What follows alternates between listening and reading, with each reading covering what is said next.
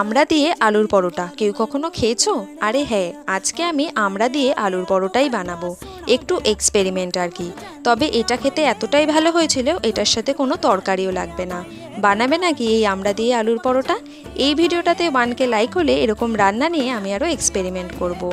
প্রথমেই ময়দাটা জোয়ান, নুন, তেল, পরিমাণ মতো জল দিয়ে ময়াম দিয়ে মেখে নেব।